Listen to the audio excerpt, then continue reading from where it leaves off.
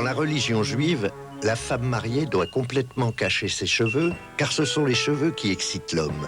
Tandis que l'homme n'a besoin que d'une petite kippa, car ce qui excite la femme, c'est cet endroit où il se dégarnit.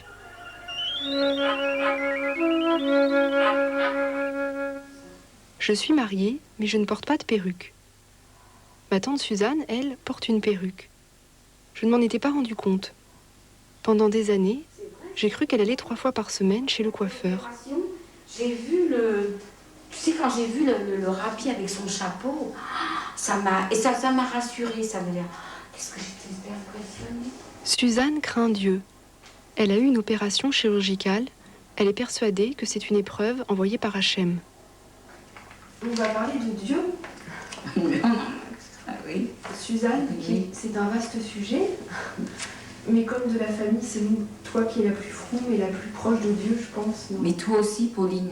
Parce que comme j'ai lu dans le livre de la foi qu'Ephraim m'a donné, je l'ai mis dans ma valise là, eh bien, parfois, les gens, quelqu'un qui n'est pas religieux peut être plus proche de Dieu que quelqu'un de très religieux, parce qu'il a Hachem en lui, Hachem il le sent, donc même s'ils ne font pas toutes les mitzvot, ils ont Hachem en eux. Et, attache-toi à une mitzvah, mets-la en pratique, tu vois.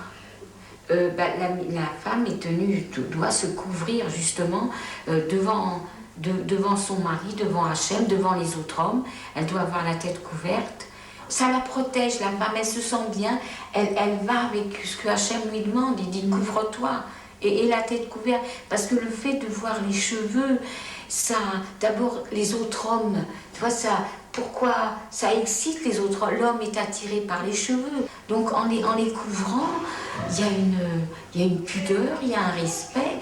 Et l'homme, il a aussi la mitzvah de se faire pousser la barbe.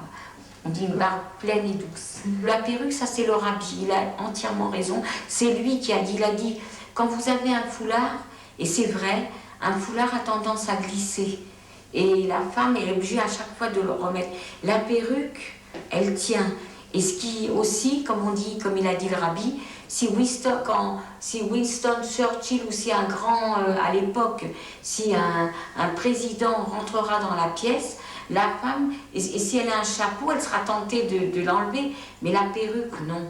Elle est là, elle la protège, et puis elle embellit la femme. Et ça, c'est indéniable. Vraiment que les cheveux soient cachés, tu vois. Est-ce que là sont cachés mes cheveux? Oui, complètement couverts, que ça soit couvert.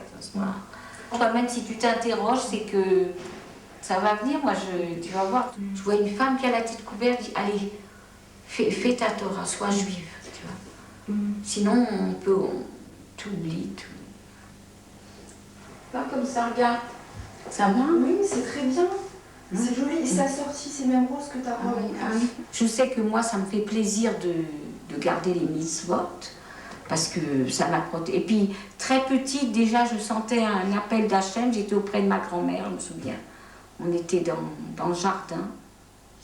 J'étais à Savigny. J'étais dans la grande maison de ma grand-mère. Il y avait le soleil, mais mettait près de moi. J'ai dit Hachem. Je sentais la présence d'Hachem, déjà, à 3 ans. Et puis, voilà. Tu veux que j'essaie celui-là? C'est le béret. Ça, c'est le béret français, mais qui couvre aussi. Il faut que ça soit que la tête. Tu veux que je vais le mettre. Voilà. Voilà.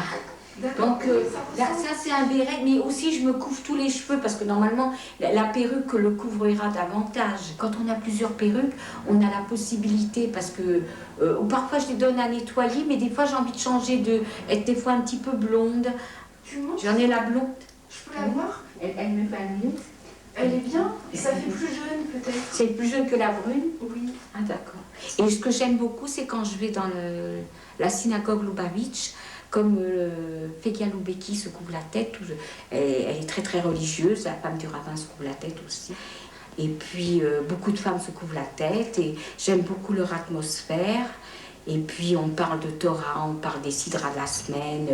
Fekia nous dit qu'est-ce qu'il faut faire à Rosh Hashanah, bien que parfois on le sache, mais on aime qu'elle nous le répète, et je trouve que c'est merveilleux, ça fera bien. Moi je dis, c'est beau, je la remercie, je te remercie toutes, voilà. Nous, dans la famille, on a besoin de Suzanne. Avec ou sans perruque, en tenue rose ou pistache, on la trouve toujours décoiffante. Et moi, je la remercie pour tout ce qu'elle fait en faveur de sa famille de mécréants auprès d'Hachem.